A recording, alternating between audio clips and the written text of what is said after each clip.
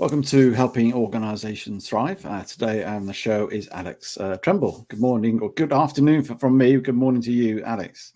Good morning. Good morning from me and good afternoon to you. Exactly. I know dealing with people in different countries always makes it more trickier. I'm just going to introduce you to the audience. So you are a Chief Culture Officer for the American Conservation Experience. You're a best-selling author. One of your books is called Reaching Senior Leadership, sort of 10 growth strategies. You're a professional speaker and trainer on leadership and career advancement. And you're also a podcast host of the podcast called The Executive Appeal. And today we will be exploring techniques to be a successful leader, dive into what is success anyway, and looking at sort of developing strategic relationships. But before we get there, Alex, I'd really like to know what makes you tick. What do you love about what you do? Wow, that's a great question. I think there's two different answers. What makes me tick, from my biological standpoint, I would assume is my heart and oxygen and so on and so forth. Yes, I'm being that guy. But what do I love about what I do? Um, this may sound corny, but I'm being completely honest when I say this. I enjoy helping people. Um, I think I've always enjoyed helping people, even as I was a kid growing up and going through college and everything. I was always focused on helping people. And what got me into this line of work was that I found that a lot of people were interested in doing better and more and having quote unquote more success. We'll talk about that later, what that definition is, but they didn't know how to do it. And I felt it's kind of it's on me because I figured it out. I was around people who were super successful, who taught me. And so I wanted to push it forward and share it forward. So honestly, it's just helping people reach their goals. And when did you realize that was your thing, that you wanted to help people reach their goals, and you found that actually I'm good at this as well and I enjoy it? So when was that moment in your career? I was working as the program manager for executive leadership development for the U.S. Department of the Interior years back, and I was teaching all these high level senior executive level leadership development programs. And I looked around, I saw there's so many people who who are not at that executive level who would benefit from learning these skills. And even for me, I was young in my career. I was 24 years old when I was doing this. And I benefited from learning these executive level leadership skills. Mm. And I spoke to the woman who was my supervisor at the time. I said, we really need to provide these opportunities, these learnings, these experiences. And they said, no, Alex. Those people early in their career, they just need project management skills. Oh, okay. How about after the project management skills? Can we share some of this executive leadership skills? Well, no, then they need to focus on their writing. I was like, well, okay. After the project management, after the writing is, then can we share these skills and these learnings with them? And they were like, no, then they just need to focus on how to make sure they're getting stuff done on time. And I was like, God darn it. It's the mindset of so many people out there is that you shouldn't be taught these skills and shouldn't have these experiences until you are some quote unquote senior level executive or leader somewhere. And that's just not the fact. We should be teaching these skills to people so that they can become effective leaders. They don't get into the job messing up people's lives, because as a leader, you have an impact on people's lives. And if Mm. you don't have the skills and the ability to do it, and you're having to learn your way through the process, which so many of us have to do, you're actually hurting people as you're learning. Unfortunately, you're not intentionally trying to do it, but why not just teach you on the front end?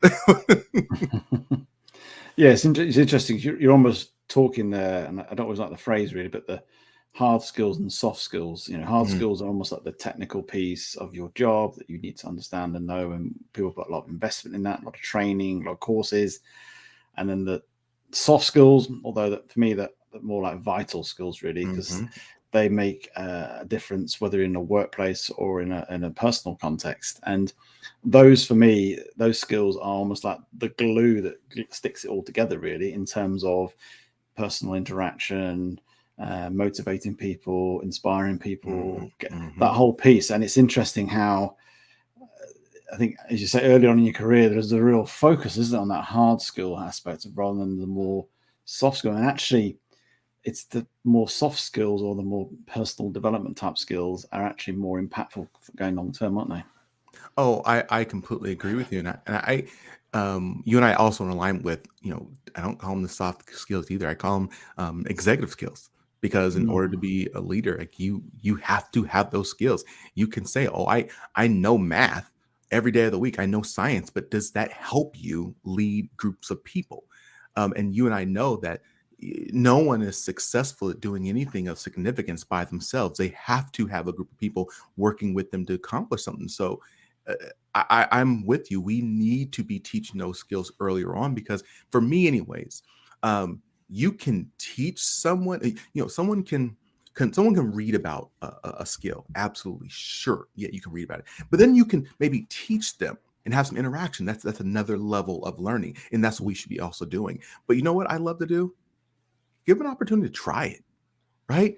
Like, give them the opportunity to lead a small team, or try to lead a small initiative, and let them fail. It's okay to fail.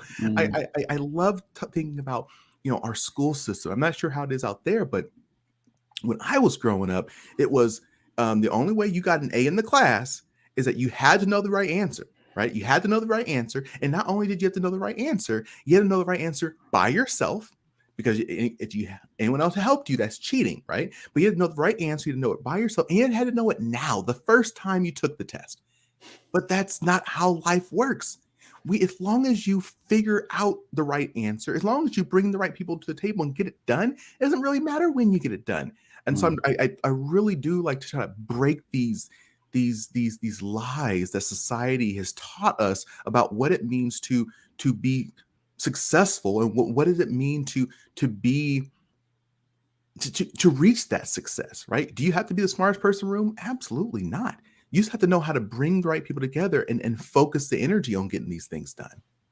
So we're just exploring there about the whole sense of success, and we're going to talk about how we've already touched on some of the executive skills, but what other techniques we need to employ or utilize to become successful. But before we go there, and you started to touch on it, what is success? How do we define success? And should we define success, or is it something that's personalized? Is it a benchmark? And we get caught up with comparing, and as soon as you mention, "Oh, I'm a successful leader," what does that really mean? So it'd be interesting to get your understanding from your experience, Alex. No, again, that is a question I've pondered for a long time, and what I consistently coming back to is success is unique to each and every individual. Um, and if someone wants to be, if they feel they are successful, and I am not knocking this example at all, because I did it for a long time. If what you want to do is be the best fry maker at McDonald's, then cool. Do the best job you can do at doing fries. I mean, I remember when I used to work at McDonald's, I literally had a competition with myself. Like, I wanted to be the most effective burger maker there. And I was just like, I would just go it, right? And so, like, if that's what you want to do that. If you want to be you want to be the executive at Xerox, then shoot for that. Like, whatever it is you think you want to attain, for me, I just say, like, put your heart into it. Like, Mm, if you want to be the best fry maker, you want to be the CEO, you want to be the government leader, you want to be the private sector nonprofit leader doing X, Y, and Z, it's okay wherever level you want to be, but do it to the best of your ability, not because of them, not because of some external forces, because you have value and you are worth providing your best. mm, Um, the only thing, now we're going to get into maybe wiggly topic that people may not like, is I'm going to be real with everyone. If you want to be the best burger flipper at McDonald's, that's cool. That's for you. But you shouldn't expect to be compensated at the same level as the executive manager at a big corporation, right? There's different levels of difficulty, different levels of striving to get to a certain place. So you are welcome. We are welcome to say, I only want this level, and that's okay. But then you shouldn't be expecting to be compensated and have the same influence and have the same access as someone who is putting in more work at a higher level, more complex area. mm. Yeah, you're right there, and it is about that sense of, I guess, responsibility and gravitas of what you are responsible for, and what are you leading, whether it's flipping burgers through to managing thousands of staff. So just going on to the aspects of leadership and leading, and rather than, I suppose, use the word successful leadership, because it is a bit of a, how can we lead in a way that, I suppose, gets people excited, motivated, and will make the contribution and will get the best out of people. And if you get the best out of people, therefore you will create, innovation, and you'll create collaboration, but also by that, your business will start to flourish and be resilient. So what things have you learned and you observed yourself that, I'm going to talk about the executive skills that we need to think about if you're coming into leadership or you're in leadership right now? How can I get the best out of people to them for create an organization that is really thriving? I'm going to say that the things that we all have heard, right? I'm going to start off with, as a leader, you got to listen. I think a lot of movies, a lot of things we see in media teach, the leader's always out front talking and motivating and just leading, and they're always out front. Well, really, what it comes down to is really listening, understanding what's happening.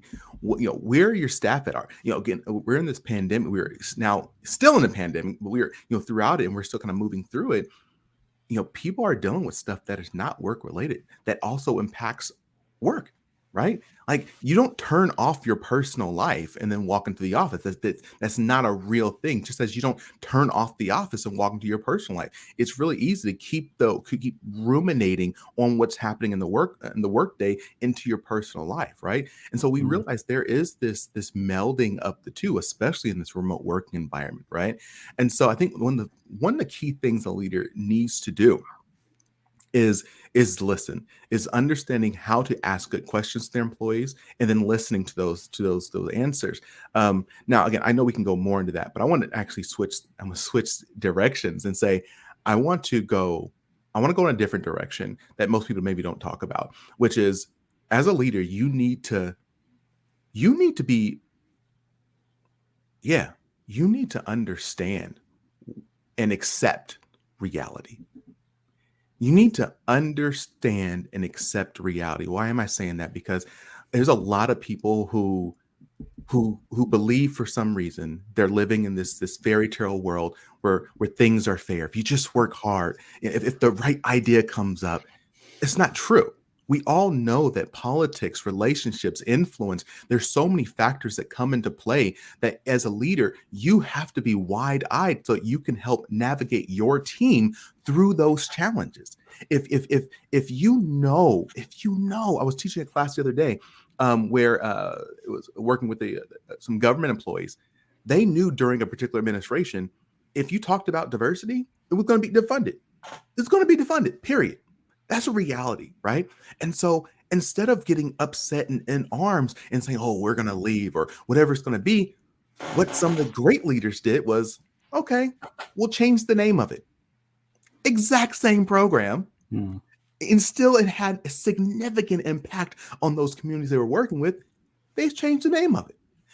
But you can't come up with those creative solutions to help reach your organizations and your team's goals if you're not willing to accept the reality of the situation. And again, this really does get into a lot about political savvy and influence, but you gotta be wide-eyed. You gotta be wide-eyed. Well, you have, and I think it's an interesting point, and it's something that's probably not mentioned enough about being real and really accepting the reality where you're at. Because before you can move forward in any scenario or any challenge that's just landed at your feet, you've got to assess where you are now. And it's not being negative. It's not being just staring at the problem. You just got to assess. Otherwise, how do you navigate out of it? Because you're going to go the wrong way, or you're just going to bump into it again. And so, it's interesting because I have a definition of optimism. Optimism is having a positive view on the future, but rooted in reality. So it's not pie eye sky, but actually it's anchored in the reality of today. So how do we take our teams? Because this sort of taps into a little bit of resilience, really. Because I think that's that reality stuff. 2.5 years ago, we all had a reality shock to our system. Sometimes we didn't want to accept that, but it was a reality, and we've, majority of us got through that. So how do we take that perspective of being rooted in reality and lead our teams past the challenges, the difficulties that reality presents us? That's the $1 million question, right? I mean, that's the that is the question that we're always as leaders trying to struggle with, if we're willing to accept the reality. And I think there's two different answers. I think that what I try to do when I'm leading teams and I'm working with organizations is try to make sure they're teaching transparency. Transparency, everyone has to understand, transparency does not mean that I'm telling you everything. That does not mean I'm telling you everything. As leaders, there are things that we just can't tell you. Just as there is, I was on a meeting the other day when we were talking with leading an HR group meeting, and they were saying, yeah, as HR, there's just confidentiality. I can't tell you it. But also telling people that you can't tell certain things, that's also transparency. As leaders, I think we need to be willing and comfortable to have those conversations with our teams and say, hey, look, things may be a little rocky right now. I promise you, we're working on this. We're assessing these things over here. If you have ideas, if you have things that you can bring to the table, please do share. I want to hear your ideas. And then we're going to meld them in and see how we can make things work. I'm going to say now, again, I keep getting a little risky over here. I was Go for it, Alex. We like a little bit risque. I was interviewing some leaders the other day for my podcast, The Executive Appeal, and we talked about how the current new work generation, they sometimes, I'm dancing around this now. There's sometimes a desire for their comments and their suggestions to be accepted immediately. And if you don't do a good job now as a leader of explaining on the front end, hey, I want to hear your ideas, I want to hear your comments, and I will take those comments into consideration, and I will have to weigh them against the laws and the regulations and principle, as well as what is, again, politically acceptable right now.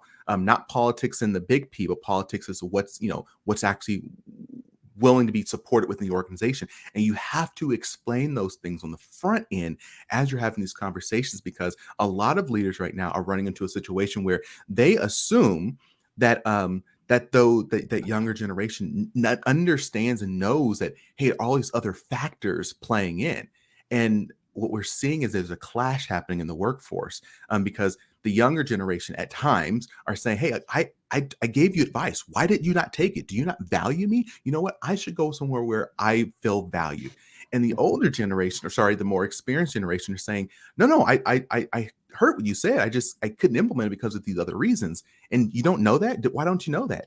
And so we have to, there's a saying I love to say now, is you have to make the implicit explicit, right? We can't assume that people understand everything. We can't assume that they know what we're thinking, and that, oh, everyone knows this. You can't assume that nowadays. You have to be very intentional with your work, with your speaking, to elaborate and truly explain what a process is and where people have the ability to make changes and influence those processes. Yeah, you make a real valid point there, and I think it's firstly the intergenerational piece that's kicking in now. Where you've got the various Gen Zs through the baby boomers, and they all think differently, operate differently, work differently, had different experiences. I'm not just talking technology and all that. I'm talking just experience of how they were brought up. Their parenting styles are very, very different, and even down to sort of work ethics and expectations as well. I'm not going to go there because there's a lot to go into there, but I think you made a valid point in terms of that communication piece, and I think that's one of the key things with generations or any type of person, really, in terms of making sure you're listening, but how you communicate. And I like that point of making things that are in implicit, explicit. So just building upon that, how do we become more effective communicators, really, because that's where it all goes a little bit wrong sometimes, isn't it, in terms of leadership? It's that communication piece where people are assuming things, have said that, I'm thinking this, therefore they should think that. So how do we become more effective in that? What sort of things have you sort of learned and valued over time? So I think there are. This is a layered question, right? Because there's multiple ways of communicating. There's communicating via your words. There's communicating via your writing. There's communicating via your attire, which a lot of people actually forget about. That your attire, this is your brand. People make assumptions off of you, and will disregard what you say because they look at you and say, "Oh, that person doesn't know what they're talking about." So, our attire is just as important as sometimes it's what we say and what we write and so on and so forth. So there's a lot of different levels and layers of communication. But what I specifically love working on when I'm working with organizations is teaching them how to be, again, better listeners as they're communicating. So, a great example. Remember when we were back at when we were back in grade school, and I think our teachers probably told us, "Okay, this is how you write a paper. If you're a reporter, you ask the who, what, where. Let me put my hand in the way. Who, what, where, why, when, and how. Like those are elementary questions that we ask as a students, right? That's the same thing we can do when we're talking about communication. Who are you communicating, right? Not who are you communicating to, but also who should be doing the communicating. Sometimes Mm. I am not the right messenger. And I was teaching a course the other day, and we were talking about how there are very serious and in-depth conversations at times on who should be the messenger, right? Maybe it's the CFO, maybe it's the CEO, maybe it should be the person's supervisor. These are real questions you should ask. And I actually I was speaking at a conference once, and a young woman spoke up, and she was like, how do I get my voice heard? How do I get my voice heard? Where in my organization, women seem to have a second seat. And again, this is everyone just being real. We're being wide-eyed and bushy-tailed right now, right? Look, if you're in a situation when information needs to be communicated, in this situation for her, I said, look, if you know that you don't have the large voice that you should have, which is completely wrong and discriminatory, then maybe you don't need to be sharing that message, right? But who can you share that message with to bring that idea to the table? Mm. And so her and I talked about it a little bit in the conference, and she's like, "Oh, well, actually, I'm really good friends with the chief of staff." I'm like, "Well, could you tell the chief of staff to tell these other people?" And she's like, "Oh, yeah, you're right. I could just go to lunch with them." And Mm. that's exactly what happened. Her and I caught up later on, and she shared how effective it was. So remember, you don't always have to be the messenger. So how information now needs to be communicated? Well, yeah, sure, you can communicate via email. Sometimes that works. Sometimes information can be communicated via text message. Sometimes it needs to be in person. I need to get a flight. I got to go wherever you are. We need to talk about this. Sometimes it can be over the phone. So these are all very intentional things you should be thinking about as you're trying to determine what information needs to be communicated, how it needs to be communicated, who it needs to communicate it to, and so on and so forth. Again, I have a really great YouTube video talking through that exact process. But the point being, when we're trying to communicate, we need to be very intentional about thinking about what it is we're trying to communicate and what the ultimate outcome it needs to be. And that's one Mm. facet of communication. Well, that's to me, that's the biggie. Is almost like, what are you trying to get across? I think often people forget they have a message and then they just go for it, and they don't even think about what they want to achieve in that communication, whether it's an email or speaking in person or whatever it may be. What is my, you go in courses and they tell you the learning outcomes of that course. Mm, I think often we should certain, not everything we say, because it'd be quite hard work, but certainly key things we should almost like, what is my outcome with this? What am I trying to yeah. deliver and achieve? What's the impact? What am I trying to facilitate here or get across? And that pausing, stopping a little bit, thinking about the audience, thinking about the right message, how the best way to deliver that, will stop a lot of this, I guess, rubbish communication that goes on, isn't it? Can I tell you another piece of this is you got to be willing to take yourself out of it. Ask yourself the question, what's important? Is it most important that the information is communicated and the outcome is reached? Or is it most important for the information to be communicated the way I feel comfortable communicating it, right? Because some people, they'll say, well, I should be able to communicate it like this. When people communicate, when people let's use email, I should be able to send my message via email. When people send me emails, I accept it, I learn from it, so everyone else should be able to do the same thing. That's what I'm going to do, even if they know that it's not working. Right? You're going to say everyone else should adapt to this. So the question becomes for that person in this situation is what's more important? You sending it the way you want to send it, you communicating the way you want to communicate, or is it more important that the message is communicated in a way that's effective and it's adopted? Because that email may not be the best way to communicate. And you may end up doing something where it's more uncomfortable for you because that's the best way of doing it, but actually you feel uncomfortable with it. And it goes back to this whole huge topic of self-awareness of who you are, how you best communicate, what best communicates with you, and being very, sort of robust about that in terms of understanding that. Now, just before we finish, Alex, I'd be keen to understand, we're living in I say unusual times. I think we still are really. Lots of flux going on, lots of uncertainty, and in some ways it's probably always going to be like that, but it just seems to have got a bit worse in the last few years. As a leader, what's your 1-2 things you would sort of say to leaders now and how they should lead and how they should continue to keep their teams in a place of I suppose inspiration, really? I want to answer that question by addressing it from a different direction. I made a comment a few weeks ago, and some friends heard me say that comment. And they're like, Alex, you shouldn't say that. People aren't going to like it. It may put some people off. But I stick to it. If we're talking about leaders right now, I would say leaders, I think you should acknowledge that leadership is hard. Leadership is hard. A lot of people, it sounds wonderful. People like to say they're the leader. Oh, I'm leading this initiative, so on and so forth. But we have to realize that leadership is hard, which means that you should provide yourself some grace.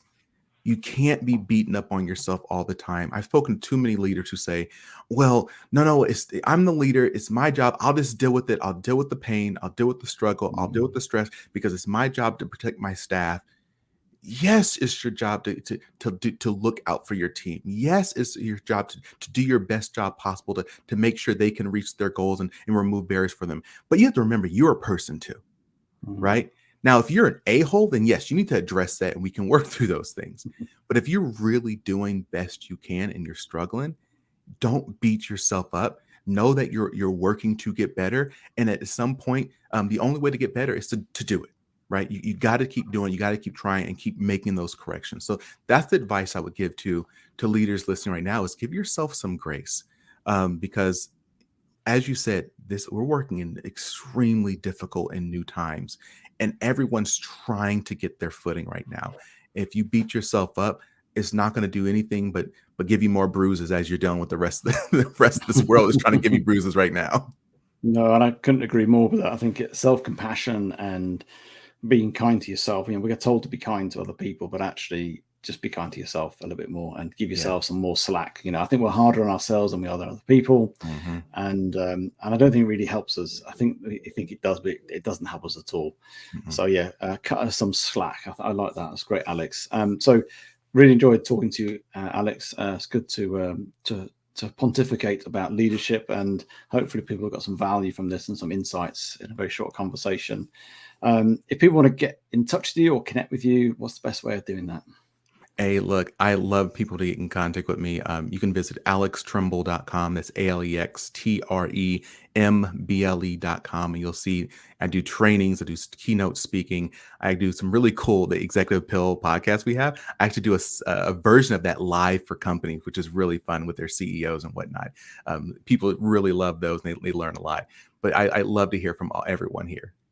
Brilliant. Well, thank you for your time today, Alex. Really enjoyed it. Thank you. Thank you, sir. See ya.